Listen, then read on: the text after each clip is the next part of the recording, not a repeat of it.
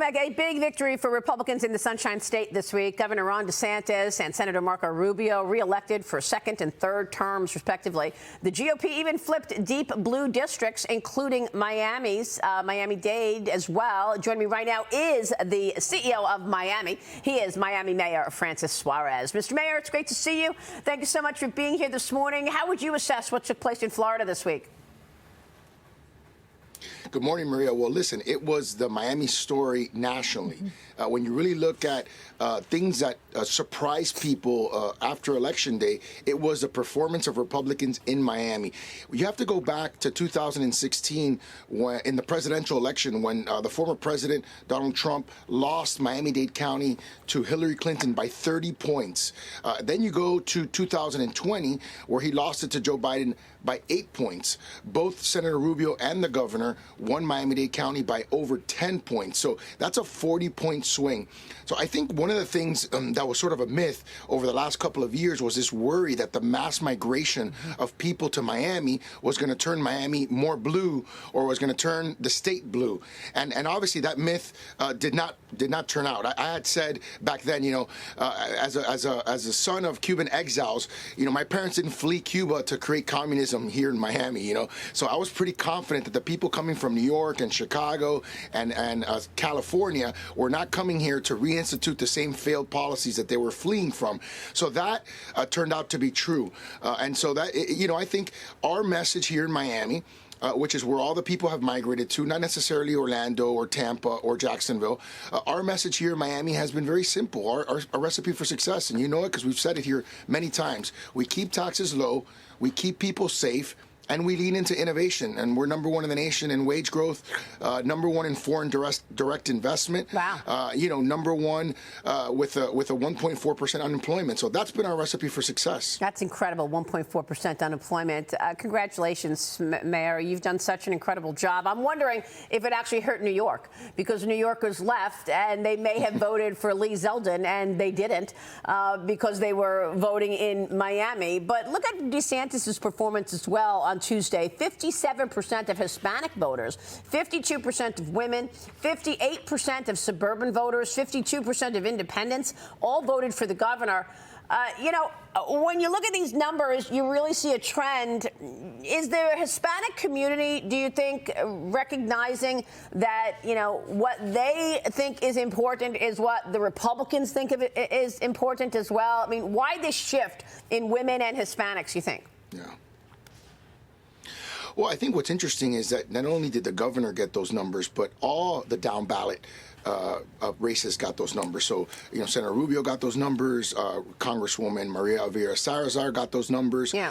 Congressman Jimenez got those numbers. So this was sort of, I think from the Republicans' perspective, they have to analyze this nationally and say, why did, you know, Miami Hispanics and Florida Hispanics respond so much better to the message than national Hispanics? And I think, you know, the message here was very clear. It's a pro-America, anti-socialism message.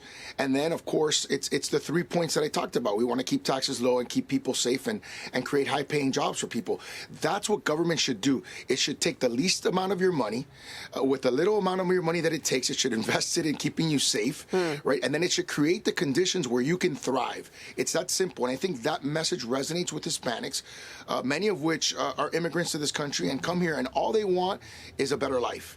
And they understand that this country is the greatest country for that opportunity that they've been given in terms of a chance in their life. And so for them, they're grateful to this country, and they don't like it, A, when Democrats call them Latinx, yeah. B, when they say that they're, you know, sort of San Antonio tacos, right, when they try to be nuanced, and then C, when they don't love this country. I think that the Democrats have this sort of underlying, feeling that this country isn't what we all believe that it is, and that the American dream shouldn't be available to everyone, or isn't available to everyone.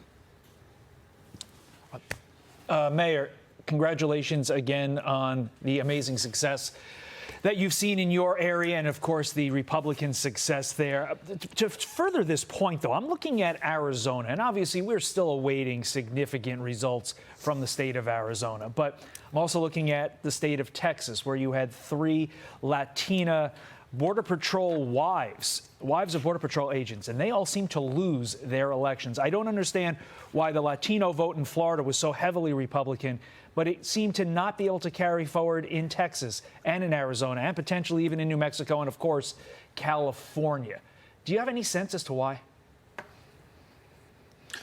Well, I think you have to look at, who are your surrogates that are providing those messages in those areas. I lend myself to be available as much as I possibly could to connect with Hispanic voters in those areas. I think the messenger is important. The ability to connect is important. It's vital in politics, your ability to get a message across. So I think that's something we're going to have to look at as sort of a post-mortem. But I think the messengers in Florida were all good messengers, and I think the message connected. And I think that's what you need to do to get people motivated to go out and vote. I'm not sure what happened in those areas. I know that there were great candidates. I supported all three of the candidates. I helped them fundraise. Yep. But we're going to have to take a look at that. Mayor, Tropical Storm Nicole making landfall in Florida earlier this morning. What can you tell us? How is Miami handling the storm conditions? What preparations should be made? And what do you want to tell people who might be headed to Miami right now? Well, we're very fortunate again. We dodged a bullet with Ian. And it looks like we've dodged a bullet with Nicole as well. We are outside of the cone of probability. You see it now on the screen, passing over the Orlando area. It looks like it's pretty well defined and pretty well formed, but it's also very big. We've had some weather here, but it's nothing of concern, thankfully. No major flooding. So we're very fortunate. This hurricane season, which hopefully will come to a close soon, as we always are on pins and needles during this time. We've had two major storms.